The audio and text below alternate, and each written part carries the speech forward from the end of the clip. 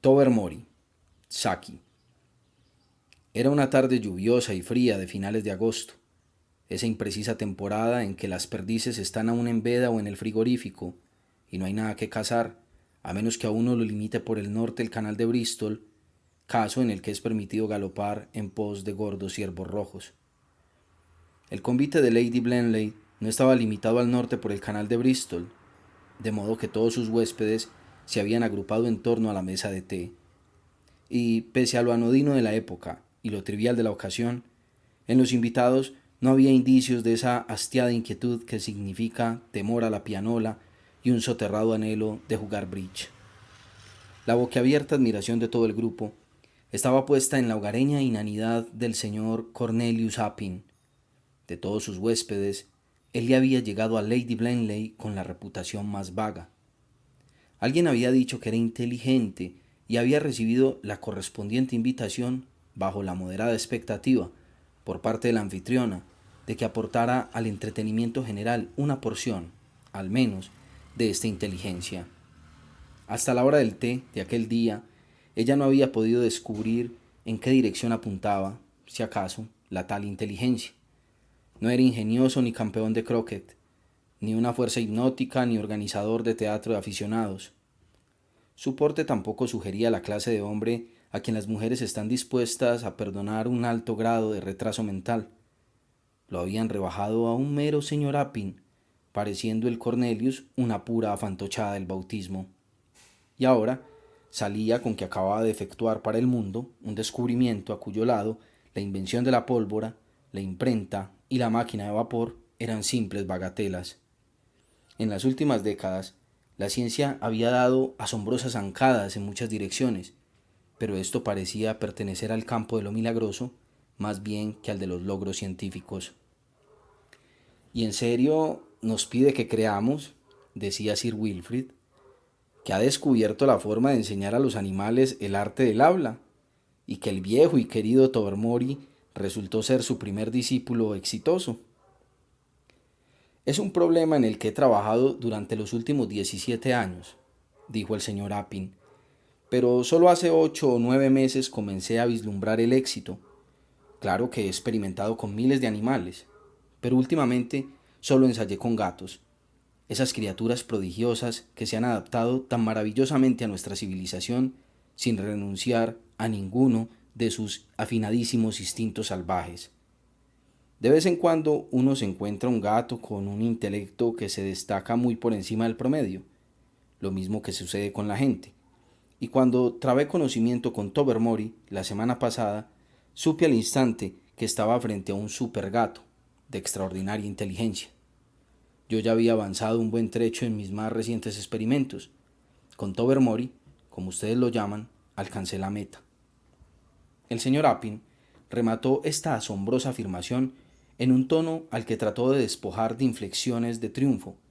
Nadie exclamó «¡Ratones!», aunque los labios de Clovis esbozaron un gesto que probablemente invocaba a estos roedores de la incredulidad. «¿Quiere decir», preguntó la señorita Resker tras una breve pausa, «que le ha enseñado a Tobermory a pronunciar o comprender frases sencillas de una sílaba?» «Mi querida señorita Resker», dijo el taumaturgo con paciencia, «ese modo fragmentario es el que uno emplea para enseñar a los niños, los salvajes y los adultos retrasados. Pero cuando uno ha resuelto el problema de cómo empezar con un animal de inteligencia altamente desarrollada, ya no son necesarios esos métodos cojos. Tobermory puede hablar nuestro idioma con absoluta corrección». «¡Super ratones!», exclamó esta vez Clovis con toda claridad. Sir Wilfrid se mostró más cortés, pero igualmente escéptico. «¿No sería mejor hacer entrar al gato y juzgar por nosotros mismos?», sugirió Lady Blenley. Sir Wilfrid salió a buscar al animal, mientras los invitados se resignaron con bastante apatía a presenciar un acto más o menos diestro de ventriloquía de salón. En cuestión de minutos, Sir Wilfrid regresó a la sala, con el semblante pálido bajo el bronceado y los ojos fuera de las órbitas. «¡Por Dios, es cierto!». No cabía duda de que su agitación era genuina. Un estremecimiento de interés renovado despertó a los demás. Dejándose caer en un sillón, continuó sin aliento. Lo encontré dormitando en el salón de fumar y lo llamé a que viniera por su té. No me hizo caso como de costumbre y yo le dije, vamos, Toby, no te hagas esperar. Y, Dios del cielo, me respondió, arrastrando las palabras con la naturalidad más espantosa, que vendría cuando él le diera la bendita gana. A mí no me quedó sangre en el cuerpo. Appin había predicado a un público absolutamente incrédulo. Las palabras de Sir Wilfrid lograron una instantánea conversión. Se formó una babel de exclamaciones de sorpresa, mientras el científico permanecía sentado en silencio, paladeando el primer fruto de su prodigioso descubrimiento. En medio del clamor, Tobermory entró a la habitación y enfiló, con pasos afelpados y estudiada indiferencia, hacia el grupo reunido alrededor de la mesa de té. Los invitados se sumieron de súbito en un silencio lleno de incomodidad y turbación. Por algún motivo resultaba embarazoso hablar de tú a tú con un gato doméstico de reconocida habilidad oral. ¿Quieres un poco de leche, Tobermory?, preguntó Lady Blenley con voz bastante tensa. No tengo inconveniente, fue la respuesta, formulada en un tono de pareja indiferencia. Un escalofrío de emoción contenida recorrió a los oyentes, y no podría reprochársele a Lady Blenley el haber rebosado el plato de leche con mano insegura. Me temo que he derramado buena parte, dijo en tono de disculpa. Bueno, después de todo no es mi alfombra, replicó Tobermory. El grupo volvió a guardar silencio. Al cabo, la señorita Resker, en su mejor entonación de visitadora distrital, le preguntó si había sido difícil aprender la lengua humana. Tobermory la miró de frente por un momento y luego, con toda calma, fijó la vista en un segundo plano. Era obvio que las preguntas aburridas no encajaban en su modo de vida. ¿Qué piensas de la inteligencia humana?, preguntó con recato Mavis Pellington. ¿De la inteligencia de quién en particular?, replicó Tobermory fríamente. Pues bueno, de la mía, por ejemplo, dijo Mavis, soltando una risita. Me pone usted en una situación embarazosa, dijo Tobermory, cuyo tono y actitud no denotaban ciertamente ni sombra de embarazo.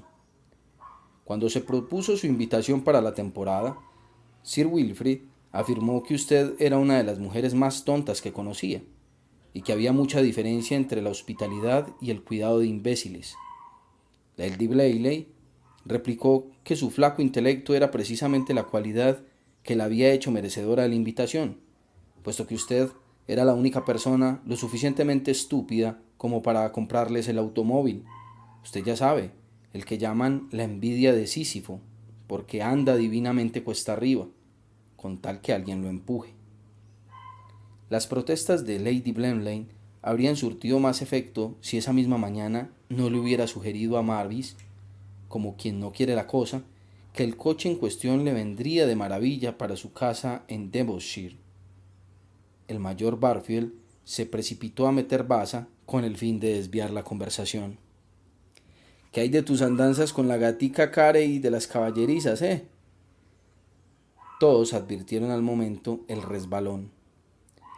Esas cosas no suelen discutirse en público, dijo Tobermory con frialdad. De lo que por encima he podido observar acerca de su comportamiento en esta casa, me figuro que usted encontraría inconveniente que yo desviara el tema hacia sus propios asuntillos. El subsiguiente pánico no se redujo al del mayor. ¿Por qué no vas a ver si la cocinera tiene ya lista tu comida?, sugirió a toda prisa Lady Blenley, simulando ignorar el hecho de que faltaban por lo menos 2 horas para la hora de comer de Tobermory. Gracias, dijo Tobermory, no enseguida del té, no deseo morir de indigestión. Bueno, los gatos tienen 9 vidas, dijo Sir Wilfrid jovialmente. Es posible, respondió Tobermory, pero apenas un hígado. Adelaide, exclamó la señora Comet. ¿No estarás proponiéndole a este gato que vaya a chismorrear sobre nosotros con los criados? En verdad, el pánico se había generalizado. Una estrecha balaustrada ornamental corría al frente de casi todas las ventanas de los dormitorios de las torres, y ahora recordaban, consternados, que ésta era el paseo favorito de Tobermory a todas horas, desde donde podía espiar a las palomas, y sabría el cielo que otras cosas. Si su intención era ponerse evocativo en la presente vena de franqueza, el resultado iría más allá del desconcierto. La señora Cornet, que pasaba mucho tiempo frente al tocador y cuyo cutis tenía fama de poseer una naturaleza errante, aunque puntual, parecía tan turbada como el mayor. La señorita Scrawwen, que escribía poemas ferozmente sensuales y llevaba una vida inmaculada, se limitó a enojarse. Cuando se lleva una vida metódica y virtuosa en privado, no necesariamente se desea que se entere de ello todo el mundo. Bertie Van tan depravado ya a los 17, que hacía muchos años había abandonado todo intento de volverse peor, adquirió un tono opacado de blanco gardenia, pero no cometió el error de salir corriendo de la sala como Odo Frisberry, un joven caballero que se tenía entendido seguía estudios eclesiásticos y que probablemente se sintió perturbado por la idea de escuchar escándalos del prójimo. Clovis tuvo la presencia de ánimo de no perder la compostura externa. Por dentro, calculaba cuánto tomaría conseguir una caja de ratones selectos por medio de la casa Exchange and Mart para emplearla a modo de soborno. Incluso, en una situación tan delicada como la presente, Agnes Resker no resistió permanecer demasiado tiempo en segundo plano. ¿Por qué se me ocurrió venir aquí?, preguntó en tono dramático. Tobermory echó mano de la oportunidad. A juzgar por lo que usted le dijo ayer a la señora Cornet en el prado de Croquet, porque se había quedado sin provisiones.